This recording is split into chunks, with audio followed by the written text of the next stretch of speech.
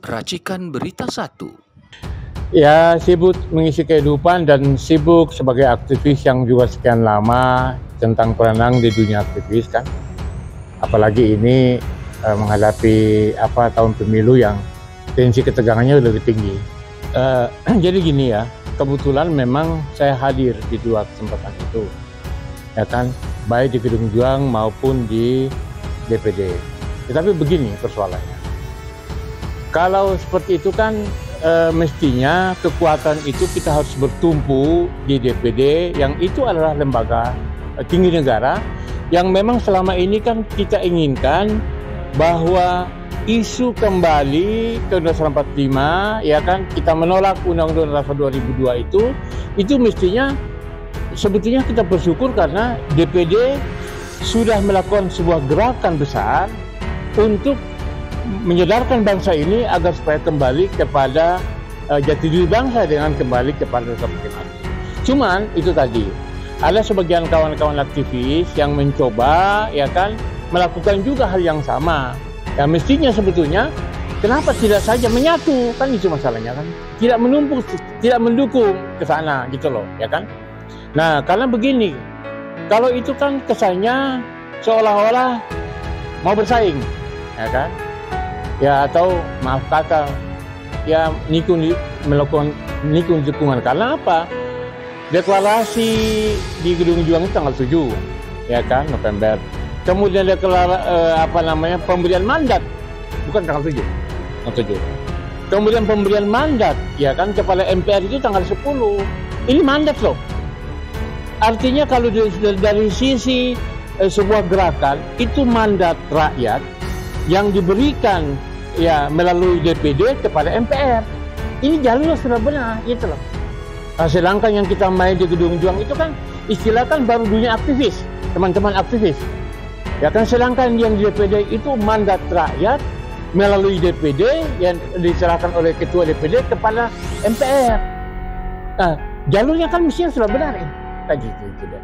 Tapi kenapa misalnya kemudian itu kan mestinya harus kalau kita ini sadar bahwa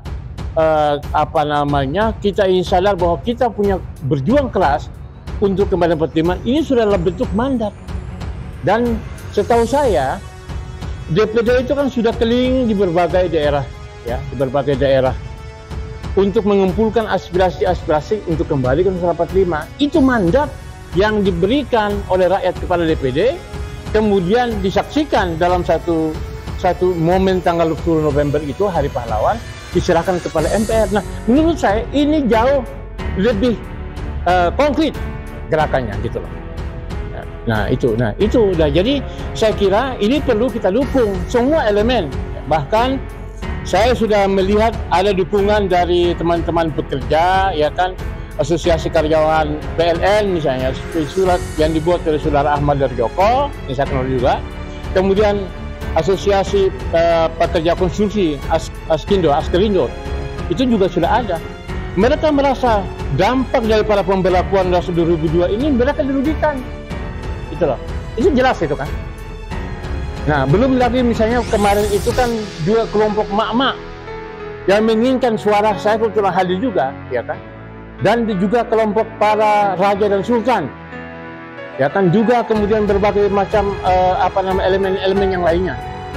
Itu kan jelas ini lebih mewakili, ya kan, itu loh.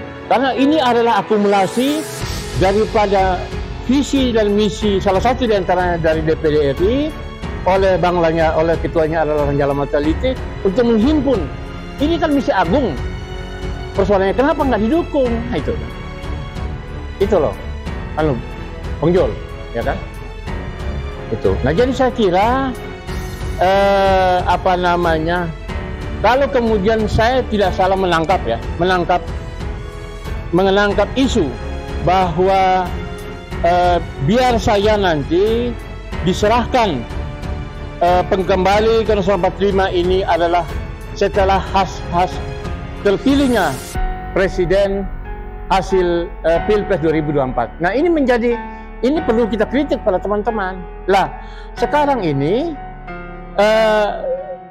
pemilihan presiden ini kan pakai Undang-Undang 2002. dan itu dominasinya adalah parpol-parpol dan tidak memberikan ruang ya, pada saat DPD dan partai-partai yang menginginkan untuk PT 20% itu digugat di MK, ya kan, ditolak.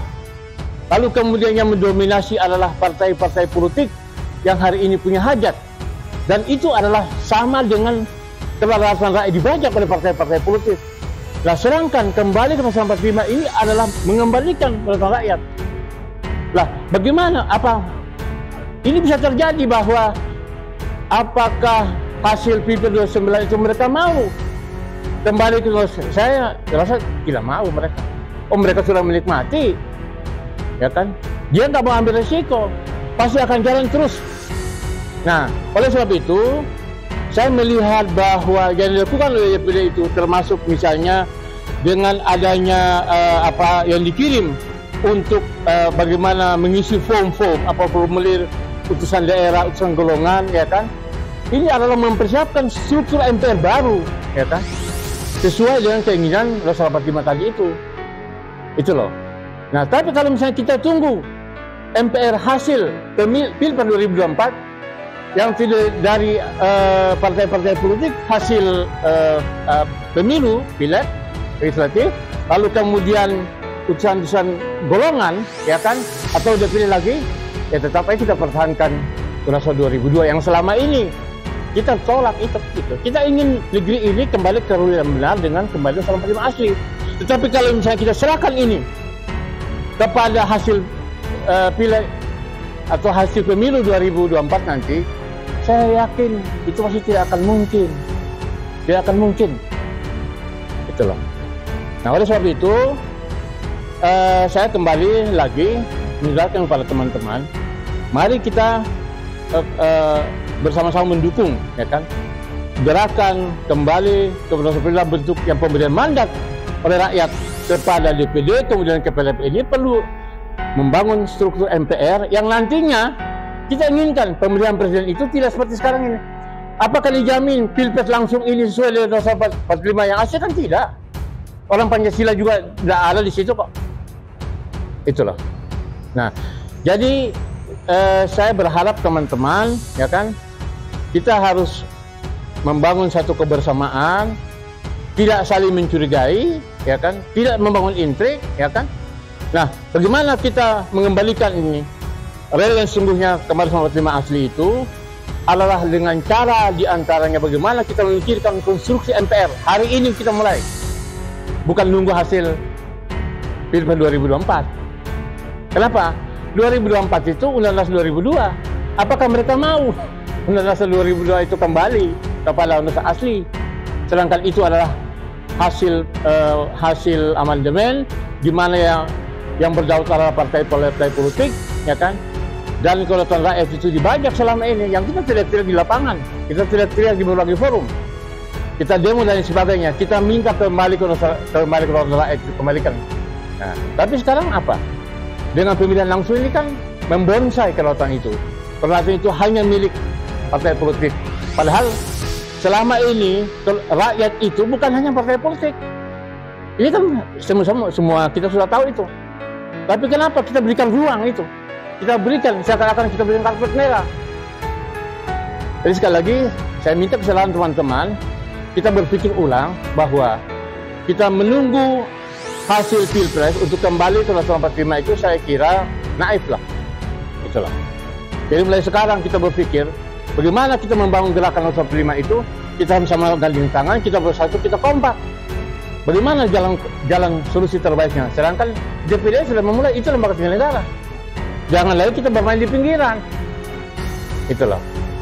Nah, kalau memang kita sadar gerakan murni kita kembali ke 45 itu, kan itu sudah lewat lembaga tinggi negara.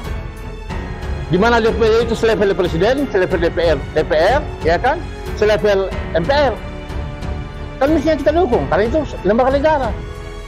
Meskipun ini adalah konstitusi 2002, tetapi sudah memulai sebuah gerakan besar untuk kembali ke 45 dalam format pemberian amanat atau pemberian rakyat memberikan amanat dia kepada DPD untuk sampaikan ke MPR agar kembali pada Pasal 45 asli.